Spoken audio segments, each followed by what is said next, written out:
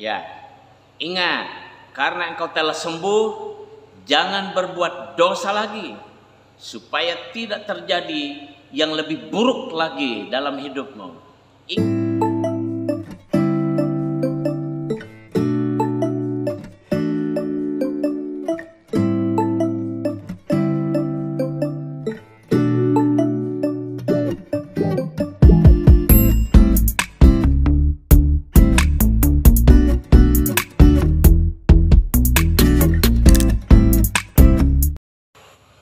Ya, berjumpa lagi sahabat Makanan Rohani Sehat Channel dimanapun sahabat berada. Password kita, makanlah makanan rohani yang sehat supaya roh dan jiwa kita sehat. Makanlah makanan jasmani yang sehat supaya tubuh kita pun sehat dan kita boleh mempermuliakan Tuhan dengan tubuh yang sehat. Ya, kembali dengan saya di Makanan Rohani Sehat Channel. Ya, kita masuk bagian kedua seperti yang pernah saya sampaikan bahwa kita akan belajar banyak dari pelayanan seorang pastor yang bagi saya adalah cukup fenomenal, yaitu Pastor Andi Simon. Ya, ketika saya berulang-ulang kali menonton video ya dari YouTube ya Pastor Andi Simon, Roh Kudus menaruh sesuatu di hati saya.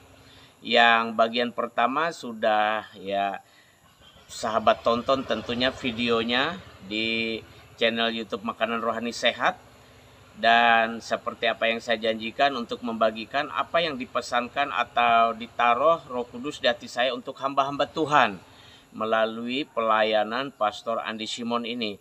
Tetapi juga nanti masih ada juga ya poinnya di dalam video ini juga, yaitu untuk orang-orang yang sudah disembuhkan. Harus bagaimana, seperti apa selanjutnya. Baiklah, kita akan melihat bagian yang pertama ya. Poin pertama dari bagian atau dari video yang kedua ini, yaitu ya bahwa pelayanan Pastor Andi Simon itu bagi saya, dan saya bagikan karena saya dapatkan dari Roh Kudus, adalah merupakan atau sudah menjadi satu peringatan sebenarnya bagi hamba-hamba Tuhan dan juga bagi banyak orang. Nah, sekarang bagi hamba-hamba Tuhan, ya, apa yang Roh Kudus taruhkan di hati saya untuk hamba-hamba Tuhan ya dengan adanya pelayanan Pastor Andi Simon yang cukup fenomenal ini bagi saya.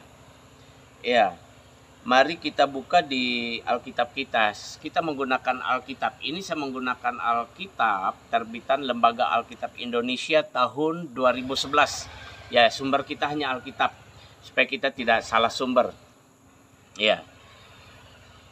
Filipi pasal 2 ayat 1 ini yang ditaruh di hati saya untuk dibagikan kepada kita semua hamba-hamba Tuhan. Itu judulnya, nasihat supaya bersatu dan merendahkan diri seperti Kristus ya. Filipi pasal 2 ayat 1-nya berbunyi begini. Jadi karena dalam Kristus ada nasihat, ada penghiburan kasih, ada persekutuan roh. Ya, R-nya huruf besar, persekutuan roh ya, persekutuan dengan Roh Kudus. Ada kasih mesra dan belas kasihan. Ya, ketika saya melihat pelayanan Pastor Andi Simon yang melalui video YouTube, di hati saya ditaruh ya, supaya kita hamba-hamba Tuhan itu ya saling mendukung dalam pelayanan, saling mendoakan, ya saling memberi penguatan, ya, bukan saling menentang, ya. Mungkin jika ada terdapat hal yang salah, mungkin disampaikan secara langsung dengan cara yang sopan ya, dengan cara yang tetap ya membangun, yang menguatkan.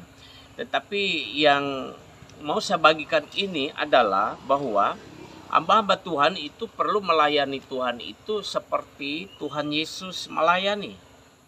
Meskipun kita sadar sebagai hamba-hamba Tuhan, kita juga banyak kekurangan ya, banyak kelemahan. Bahkan mungkin tanpa kita sadari kita mengecewakan umat Tuhan atau jemaat Tuhan. Bahkan mungkin kita mengecewakan keluarga kita.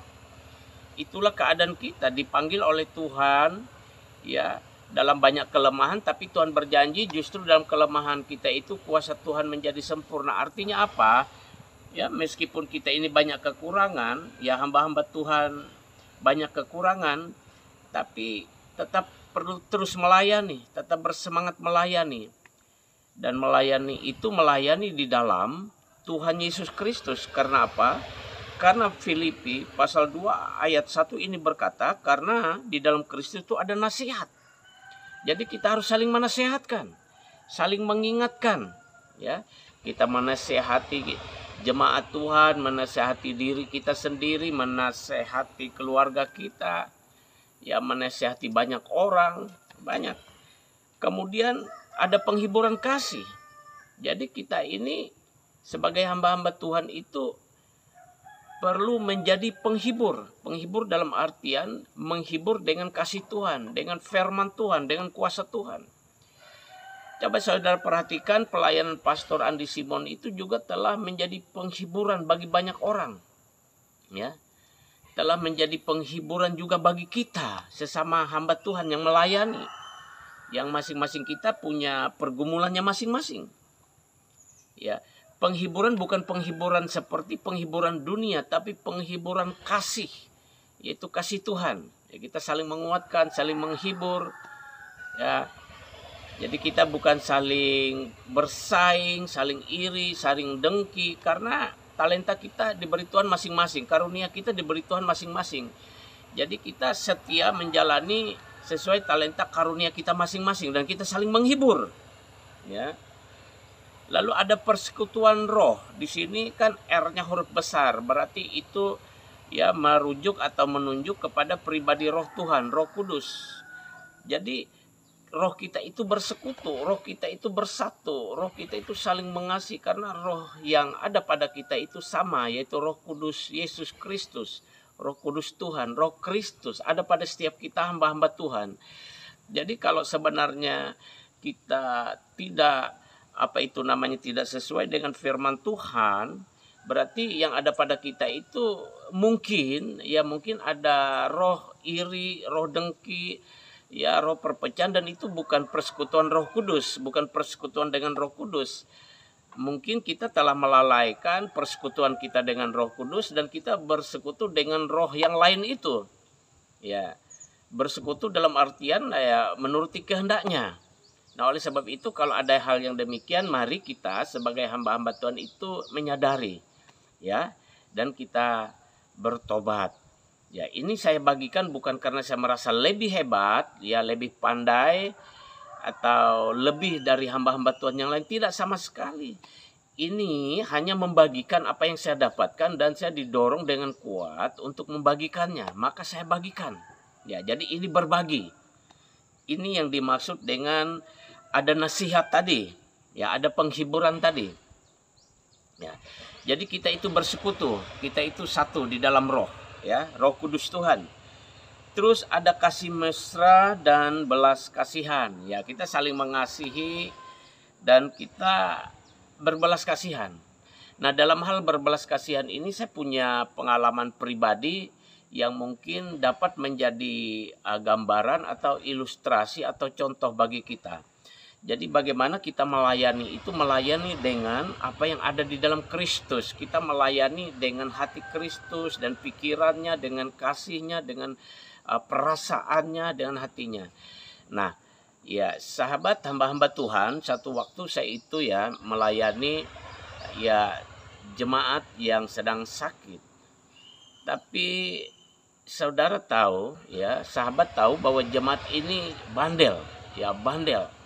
Ya, ketika saya masuk ke rumah itu untuk berdoa, ya sepertinya saya itu ditolak. Mereka lebih ingin mencari pertolongan yang lain. Dan ketika saya selesai berdoa dan ketika saya keluar dari rumah itu, nah yang masuk ini betul adalah orang yang mereka panggil, dan saya tahu orang itu bukan membawa kepada Tuhan Yesus, saudara. Ya, sahabat. Dan itu membuat saya terpukul, membuat saya sebagai hamba Tuhan juga terluka hati saya. Iya. Sampai saya tuh berdoa, sampai saya tuh menangis di hadapan Tuhan. Iya. Saya bertemu dengan ayahnya, saya nasihati supaya tetap saja mengandalkan Tuhan, berharap kepada Tuhan. Tapi saya tidak diperdulikan, ya. Bahkan dijawab dengan sinis, ya terserahlah yang mana yang bisa menyembuhkan begitu. Sedang saya tahu ini bukan minta kesembuhan kepada Tuhan. Saya terluka. Nah, berbulan-bulan kemudian ketika saya sedang melayani, lalu mereka masuk. Mereka juga ikut dalam ibadah itu. Ya, yang sakit itu yang pertama datang, hati saya itu berontak, hati saya itu tiba-tiba ya ada muncul marah, ada muncul rasa kecewa. Ya mungkin saya sudah terluka waktu itu. Nah, ketika saya sedang bergumul dengan perasaan itu, Roh Kudus taruh di hati saya. Terima mereka, jangan tolak. Terima. Mereka bukan datang kepadamu, tapi kepadaku. Saudara, suara Roh Kudus di hati saya itu begitu kuat. Lalu saya berkata, baiklah, tapi mampukan saya untuk menerima mereka. Ya, saya bergumul untuk menaklukkan kedagingan saya, marah saya, perasaan saya itu menaklukkannya ke bawah, ya, ke dalam kuasa Tuhan, ke dalam tuntunan Tuhan, pimpinan Tuhan yang berkata melalui rohnya di hati saya itu, terima mereka, jangan tolak mereka. Nah, sahabat, oke, ketika orang itu masuk, saya menyapa, salam gitu ya, dengan sopan, ya, dengan baik. Mereka masuk ke tempat ibadah, ya, tempat saya melayani. Kemudian tidak lama datang lagi ayahnya. Tiba-tiba hati saya ini kembali sakit, sahabat. Kembali sakit. Lalu saya pikir ini tentu berlawanan dengan kehendak Roh Kudus. Jadi saya bergumul lagi, saya berdoa lagi, Roh Kudus beri saya kekuatan, beri saya kemampuan untuk menerima mereka. Padahal sahabat, bertahun-tahun saya layani mereka ini, bertahun-tahun saya layani. Tapi iya, ketika menghadapi ujian, pencobaan, menghadapi sakit, mereka tidak ke Tuhan, malah mereka mencari pertolongan kepada yang lain, kepada kuasa kegelapan. Itu yang menyakitkan saya. Ketika saya bergumul dan saya persilahkan masuk, saya tetap dimampukan Roh Kudus untuk menerima dan berkata-kata dengan ramah. Nah, kemudian ya, kami ibadah, ya, saya terus pimpin ibadah. Ketika saya menyampaikan firman Tuhan dan selesai menyampaikan firman Tuhan, saya mau, setelah menyembah saya mau tutup, ya, saya mau selesaikan, tetapi di hati saya didorong oleh Roh Kudus, undang siapa yang mau didoakan, undang ke depan. Jadi saya sampaikan, siapa yang mau didoakan, mari maju ke depan. Nah, mereka maju, ya, mereka maju, sahabat, ya, yang orang yang sakit dulu itu dan ayahnya itu maju ke depan. Juga ditambah ada seorang saudaranya maju ke depan, saudara perempuannya. Dan semua mereka ini waktu itu memang menentang, ya, dengan apa yang saya nasihatkan, ya. Lalu saya bawa mereka dalam penyembahan. Ketika saya mau berdoa untuk mereka, ya, Roh Kudus taruh di hati saya, ya, suruh mereka bertobat lebih dulu. Bisikan di telinga mereka. Jadi sambil menyanyi pujian penyembahan, jemaat menyembah, saya bisikan di telinga mereka, supaya mereka masing-masing, mereka bertiga itu bertobat. Ya, baru saya doakan, saya katakan begitu. Nah, ketika mereka diberi waktu untuk berdoa dan saya tetap mengajak jemaat itu menyembah, dan ketika saya buka mata, saya lihat lantai basah, ya, karena tempat kami ibadah tuh lantainya papan, jadi kelihatan basah begitu. Oh, saya mengerti, mereka menangis, mereka mengeluarkan air mata. Tiba-tiba Roh Kudus dan lembut lagi, ya, berkata di hati saya, lihat air mata mereka, mereka sungguh-sungguh mau bertobat datang kepadaku. Setelah itu, sahabat, saya, ya, memahami apa yang dikatakan oleh Roh Tuhan di hati saya. Akhirnya saya muncul sukacita dan damai sejahtera yang besar untuk mendoakan mereka. Saya doakan mereka, saya berkati mereka kembali, ya, seperti yang Tuhan perintahkan kepada kita, ya, supaya kita ini memberkati bukan mengutuk. Nah, jadi apa yang saya dapatkan hari itu dari pengalaman pelayanan hari itu? Ternyata kita perlu melayani dengan hatinya Tuhan, dengan perasaannya Tuhan, bukan dengan perasaan kita manusiawi kita. Kita perlu menyerahkan kedagingan kita manusiawi kita ini kepada Tuhan, dan kita menjangkau jiwa-jiwa. Coba bayangkan kalau saya menggunakan perasaan saya, tentu saya marah, tentu saya tolak mereka datang kepada Tuhan, mau datang ke ibadah itu. Dan itu adalah kesalahan di hadapan Tuhan.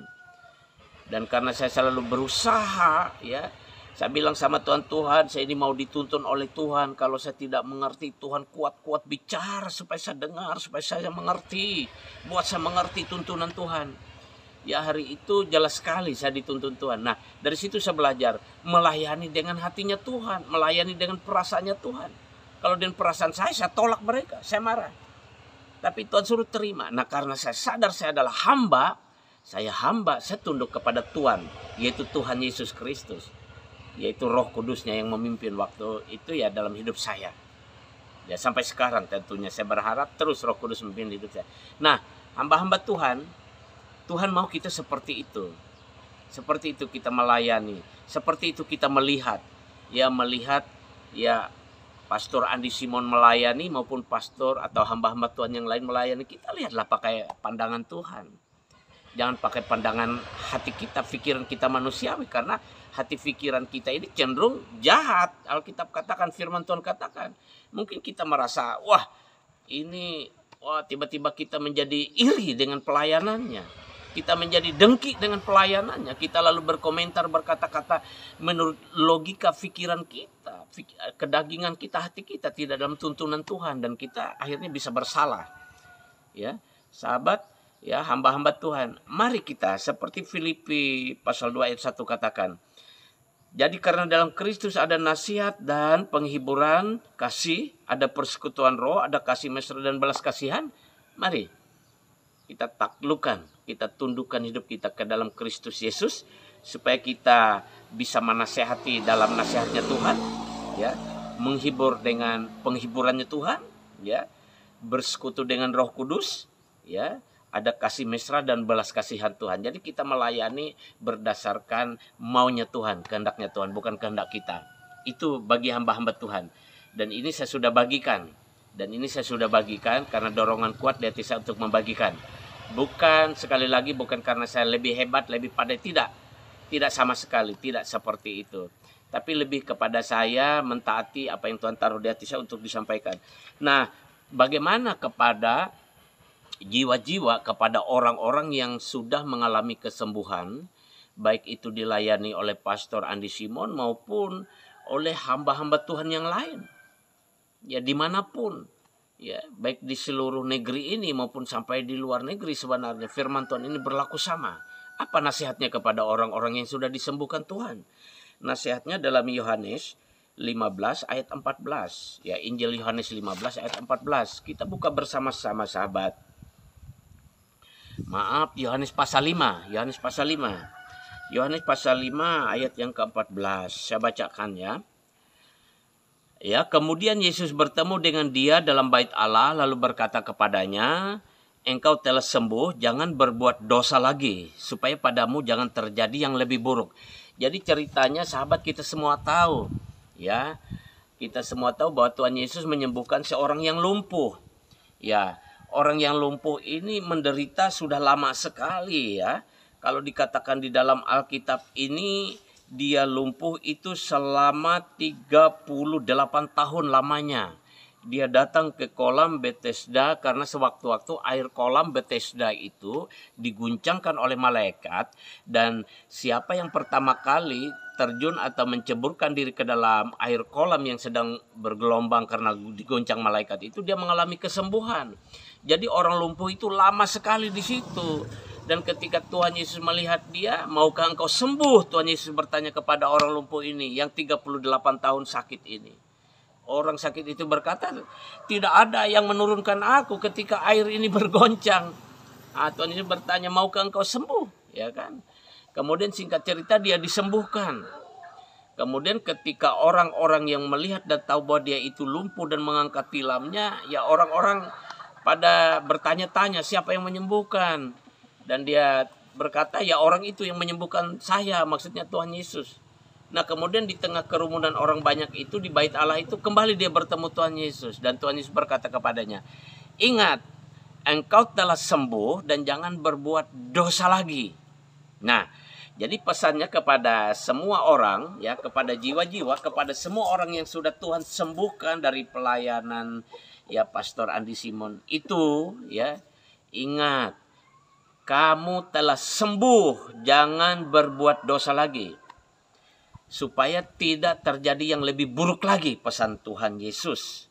Di dalam Injil Yohanes 5 ayat 14. Ya saya ulangi bacanya supaya lebih jelas.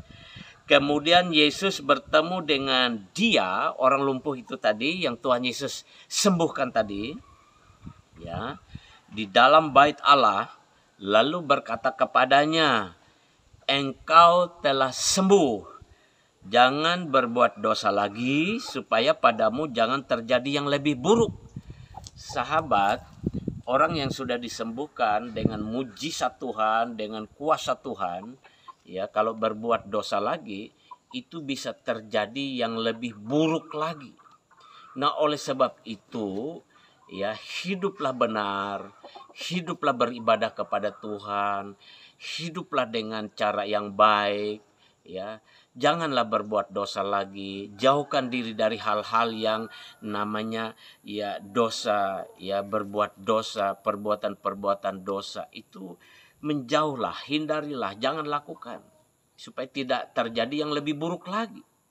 Karena kalau yang terjadi yang lebih buruk lagi, ya apakah nanti itu akan bisa membawa kepada maut? Ya, yang pasti itu membawa kesengsaraan, ya. Jadi tetap dalam kesembuhan yang Tuhan berikan dan selalulah mengucap syukur. Ya, usahakan ya hidup itu berdoa terus ya, membaca Alkitab, ya mencari Tuhan, hiduplah sungguh-sungguh. Nah, nanti lama kelamaan ya jiwa ini terlatih, roh ini terlatih, tubuh ini terlatih untuk mencari Tuhan. Ya, ketika sudah kuat, sudah pulih, sudah sehat, mari bangkit, bantu pemberitaan Injil, lakukan pekerjaan baik, bantu pelayanan. Kalau engkau diberkati dengan harta dan kekayaan, menabur ya untuk menopang, menolong pelayanan hamba-hamba Tuhan atau menolong orang-orang yang membutuhkan. Tidak menunggu harus kaya dulu. Seberapa yang ada pada kita. Bukan jumlahnya yang Tuhan lihat, tetapi ketulusan hati untuk berbagi. Dan ketika kita berbagi, orang yang mendapat bagian dari kita, dia mengucap syukur. Bukankah itu menambah ucapan syukur? Bukankah itu membuat penuh cawan ucapan syukur di hadapan Tuhan? Nah, itulah yang Tuhan mau dari hidup kita. Ya, umat Tuhan, anak-anak Tuhan, engkau yang sudah disembuhkan, yang Tuhan mau dari engkau, berlakulah setia. Tetap berlakulah setia kepada Tuhan. Setialah kepada keluarga. Ya. Tetap berlaku adil, hiduplah dengan adil. Hiduplah dengan jujur dan benar, ya. Tidak karena sehat lalu mulai memanjakan daging, melakukan kehendak daging, ya, memuaskan hawa nafsu, ya. Hidup egois, mementingkan diri sendiri. Hidup dalam kelicikan, tipu daya, jangan. Nanti bisa terjadi yang lebih parah lagi. Ya. Yang tadinya cuma stroke ringan dan Tuhan sembuhkan, jangan-jangan menjadi stroke berat lagi. Ya, relakan hati, ikhlaskan hati. Ya, memang ya pergumulan ya dari kebiasaan hidup ya kedagingan kepada hidup dipimpin oleh Roh Kudus itu adalah pergumulan yang cukup berat, tapi tidak mustahil. Tidak ada yang mustahil. Itu tetap bisa dapat dilakukan dengan terus-menerus menyerahkan hidup kepada Tuhan. Artinya apa? Kebiasaan berbuat dosa ya, karena mungkin sejak muda sampai umur 40-50 tahun berbuat dosa, lalu sakit, dan lalu datang kepada Tuhan dan Tuhan beri kesembuhan. Setelah sembuh, ya, kebiasaan daging ini berbuat dosa, pengen lagi, mau lagi. Ya, ikatan dosa itu mau menarik lagi supaya untuk berbuat. Ya, memang bisa seperti itu, tetapi engkau tetap bisa berdoa, engkau tetap bisa minta pertolongan Tuhan supaya kuat tidak berbuat dosa. Minta kuasa Tuhan, ya, minta didoakan hamba-hamba Tuhan supaya dosa yang mengikat itu, yang menarik-narik lagi untuk diperbuat dan menarik-narik lagi untuk jatuh itu putus. Ketika ikatan atau belenggu dosa itu diputuskan, ya, sahabat punya kemerdekaan, ya. Merdeka, punya rasa, ya, merdeka, tidak tergoda, tidak ingin lagi berbuat. Dan kalau sudah ada diberi kemenangan seperti itu, jangan lagi berbuat dosa. Seperti Alkitab katakan, anjing kembali lagi kepada muntahnya, ya, seperti babi kembali kepada kubangannya. Jangan, ya, engkau sudah mengecap karunia-karunia surgawi, engkau telah mengecap kuasa Tuhan. Jangan, ya, kalau Alkitab katakan, firman Tuhan katakan, jangan murtad lagi, hiduplah benar, ya. Jangan murtad lagi, berbalik dari Allah yang hidup, Tuhan Yesus Kristus, karena itu mengakibatkan yang lebih buruk lagi bisa terjadi. Jadi hiduplah benar, beribadahlah benar, ya. Datang ke gereja kalau sudah bisa datang ke gereja. Kalau tidak, beribadahlah di rumah. Sendiri bisa, bersama keluarga bisa, sahabat, ya. Itu pesannya yang harus saya bagikan, karena saya mendapatkan ini dan saya didorong kuat untuk membagikan kepada semua sahabat. Ya, tadi bagian pertama untuk hamba-hamba Tuhan, termasuk untuk saya. Dan juga untuk semua orang yang sudah disembuhkan, termasuk untuk saya, karena saya juga disembuhkan oleh Tuhan, ya, dari sakit penyakit juga. Nah, ini kelihatan di samping saya inilah gereja desa tempat saya pelayanan, ya. Saya melayani di sini, ya. Saya melayani di sini dan, ya, mungkin perlu lihat-lihat sedikit di bagian dalamnya, ya, supaya para sahabat tahu, ya, karena saya ini di desa dan saya memang benar-benar melayani desa. Nah, ini ruangan gereja, ya. Ini karena musim pandemi, jadi kursi-kursi yang disusun itu tidak semuanya, dan ibadah pun cuma, ya, separuh jemaat boleh hadir. Ya, ini kondisi, ini ruangan gereja tempat saya melayani. Saya sudah 12 tahun melayani di tempat ini. Saya lewat mimpi diutus Tuhan ke tempat ini. Ini sahabat, ya. Ini sahabat, ya. Ini tempat saya melayani, ya. Tempat saya melayani, ya. Kita akan lihat dari luarnya, sahabat. Kita akan lihat keluar, sahabat, ya.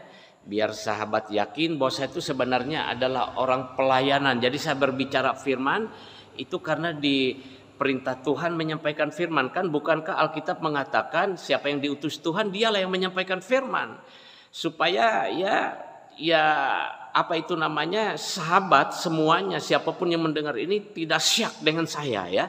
Bukan karena saya cari nama atau cari popularitas, bukan. Karena saya mau supaya apa yang saya sampaikan itu, ya, saudara menerimanya sebagai kebenaran firman Tuhan, karena memang demikian adanya. Oke, kita akan lihat keluar, ya, gereja ini, ya. Ini Tuhan yang bangun, ya. Artinya dananya dikirim Tuhan, sampai sekarang saya nggak tahu orangnya. Saya mendoakan orang itu panjang umur, sehat, bisnisnya lancar, diberkati oleh Tuhan. Baik, sahabat, kita lihat keluarnya lagi, sahabat, ya. Nah, itu sahabat dari depannya. Nah, itu, ya. Itu. Jadi sahabat bisa lihat, ya. Oke. Nah, ini kondisi desa tempat saya pelayanan, ini jalannya, ya. Nah, itu gereja tempat saya melayani, ya. Jadi saya sungguh-sungguh melayani di sini, sahabat. Ya. Saya melayani di sini. Ya. Nah, ini kondisi jalan desa tempat saya pelayanan. Ini di seberangnya ini hutan. Ya, masih hutan. Ya, masih hutan. Ya. Ada beberapa tetangga juga di sini. Nah, ini desa. Nah, inilah gereja tempat saya melayani, sahabat. Ya.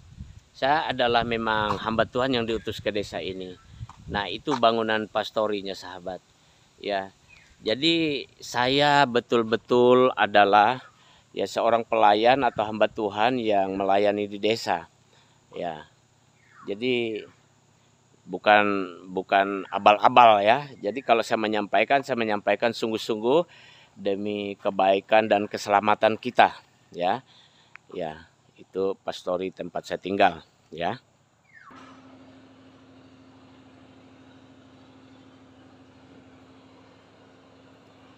Ya. Jadi meskipun sederhana tapi inilah ya, bagi saya ini luar biasa, inilah tempat saya pelayanan ya. Tuhan percayakan saya pelayanan di tempat ini. Jadi inilah tempatnya. Ya. Jadi kiranya sahabat ya diberkati ya melalui semua apa yang saya sampaikan ini dengan maksud bahwa inilah tempat melayani yang disuruh Tuhan kepada saya. Ini Tuhan membangunnya untuk kita. Ini musim pandemi ini ya kursinya jarang-jarang. Demikian sahabat, sampai jumpa lagi. Tuhan Yesus memberkati.